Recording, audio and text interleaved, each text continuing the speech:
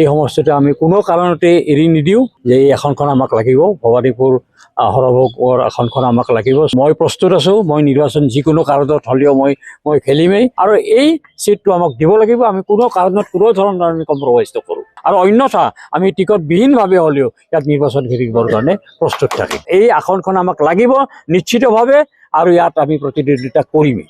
সৰভোগ ভৱানীপুৰ সমষ্টিত আমি তীব্ৰ দাবীদাৰ।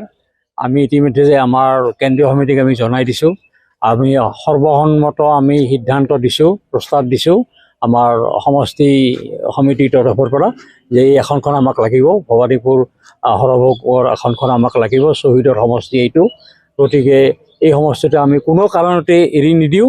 মোক নিৰ্বাচন খেলিব তেওঁলোকে প্ৰস্তাৱ দিছে চেণ্ট্ৰেল কমিটিক, গতিকে মই প্ৰস্তুত আছোঁ। মই নিৰ্বাচন যিকোনো কাৰণত হ'লেও মই খেলিমেই আৰু মই নিশ্চিত যে আমাক টিকট দিব লাগিব, কাৰণ শ্বহীদৰ তেজেৰে গঢ়া এই দলটোৱে যদি শ্বহীদৰ সমষ্টিকে যদি টিকট নিদিয়ে, অসমৰ প্ৰথম শ্বহীদৰ সমষ্টিক যদি টিকট নিদিয়ে, তেতিয়াহ'লে আমি এইটো কোনো কাৰণত আমি সহ্য নকৰিম আৰু ইয়াৰ প্ৰতিবাদত আমি অহা 12 তাৰিখে ভৱানীপুৰত আমাৰ যিটো শ্বহীদ স্তম্ভ আছে তাৰে সন্মুখত আমি অৱস্থান ধৰ্মঘট কৰিম যে এই সমষ্টিত আমি নিৰ্বাচন খেলিবলৈ সম্পূৰ্ণ প্ৰস্তুত, আমাক টিকট দিয়ক আৰু অন্যথা আমি টিকটবিহীনভাৱে হ'লেও ইয়াত নিৰ্বাচন খেলিবৰ কাৰণে প্ৰস্তুত থাকিম।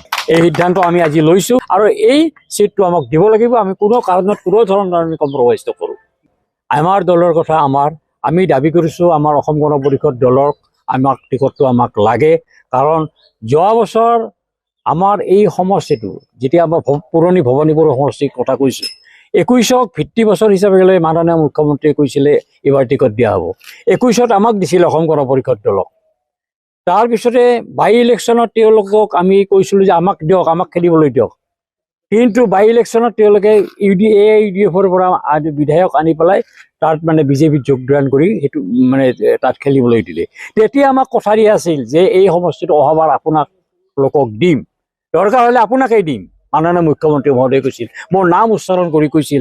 আৰু সেই মিটিঙত উপস্থিত থকা ব্যক্তি আমাৰ মাজত আছে, আমাৰ নেতৃবৃন্দ আছে, মাননীয় ফণীভূষণ চৌধুৰী, মাননীয় অতুল বৰা ডাঙৰীয়া, মাননীয় কেশৱ মহন্ত ডাঙৰীয়া আৰু আমাৰ লোৱাৰ অসমৰ নামনি অসমৰ বিভিন্ন ব্যক্তি আছে। এই সমষ্টিটো আমাক দিয়া কথা আছিল। এতিয়া ভৱানীপুৰটো আহি সৰভোগ আৰু হাউলি বৰপেটাৰ লগ হ'ল, সেইবুলি আমাৰ কিছু প্ৰথম শ্বহীদৰ মূল্যটো কমি যাব নেকি? গতিকে শ্বহীদৰ পূৰ্ণ এই সমষ্টিটোক তেওঁলোকে এনেকৈ বাৰে বাৰে যদি মানে এৰি দিয়ে, ইয়াত বিজেপিয়ে খেলিব খুজিছে, কিবা খেলিব খুজিছে, সেইটো সুকীয়া কথা। এলায়েন্সত কিয় আমি এইটো নাপাওঁ? আৰু যোৱা বছৰলৈকে আমি খেলি আছিলোঁ। মই নিজে 2বাৰ বিধায়ক হৈছোঁ এই ভৱানীপুৰ সমষ্টিৰ পৰা। মাননীয় সুৰেন্দ্ৰ মেধিৰ কথা আপোনালোকে জানে, তেওঁ বিধায়ক হৈছে। আজি আমাৰ হাউলি অংশটো আহিছে, হাউলিত গোবিন্দ দাস ডাঙৰীয়া AGPৰ বিধায়ক আছিল। আমাৰ সৰভোগত তেওঁলোকে 2-3বাৰ খেলিছে যদিও অতি কম ভোটত তেওঁলোকে হাৰিবলগীয়া হৈছে। পিছৰ পৰ্যায়তো সেই চিটটো এৰিয়েই দিয়া হ'ল, খালি CPMক এৰি দিলে। ইমান কথা আমি সহ্য কৰিব নোৱাৰোঁ। গতিকে আমাক এই আসনখন আমাক লাগিব নিশ্চিতভাৱে আৰু ইয়াত আমি প্ৰতিদ্বন্দ্বিতা কৰিমেই।